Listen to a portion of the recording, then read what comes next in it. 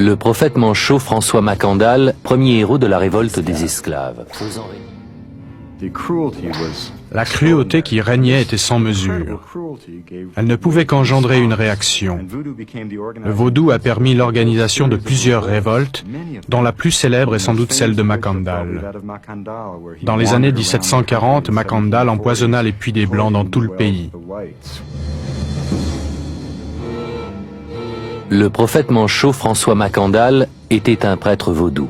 Il fut le premier héros de la révolte des esclaves, faisant régner la terreur pendant 18 ans en réponse à la brutalité des Français.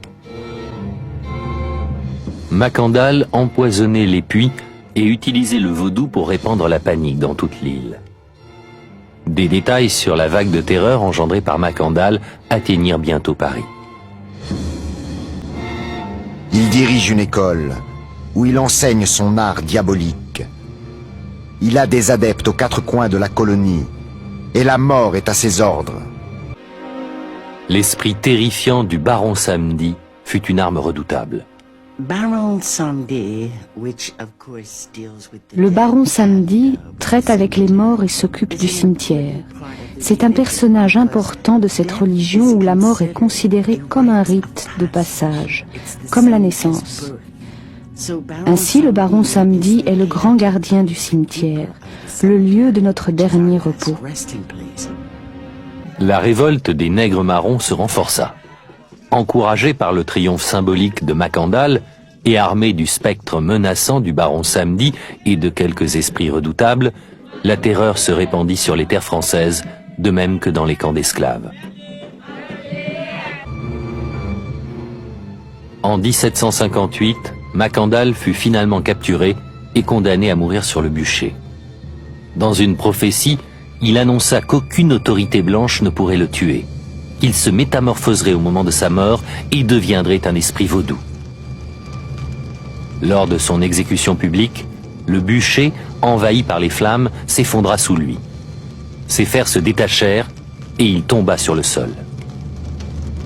Les disciples de Mackandal furent persuadés que la prophétie s'était réalisée. L'influence du vaudou n'en fut que renforcée et l'autorité de l'Église chrétienne en fut, elle, sérieusement ébranlée.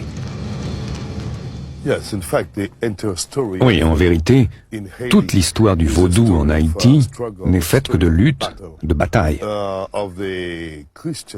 Tous les chrétiens s'étaient rassemblés, les catholiques et les protestants, pour éliminer le vaudou.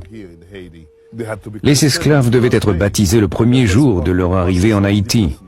Cela faisait partie du processus de dépersonnalisation. Tout était fait pour réduire l'esclave à la condition animale. Beaucoup de gens pensent qu'il faut voir dans cette affaire une lutte à mort entre le christianisme et le vaudou. Bien sûr, cette lutte a toujours été là. En Haïti, de nos jours, si vous parlez à des prêtres catholiques, et en particulier aux évangélistes, ils considèrent encore qu'ils doivent consacrer leur vie à éradiquer toute trace de ces pratiques païennes et africaines parmi la population.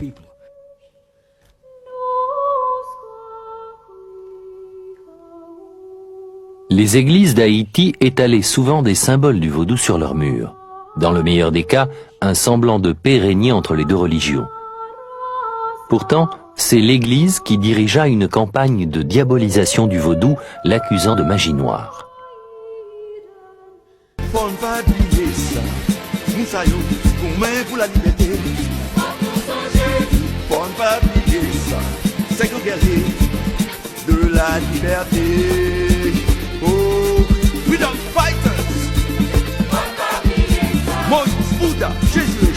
Mohamed, Kaonabo, Tecumseh, Mouvement, Dessalines, Charlemagne Féral,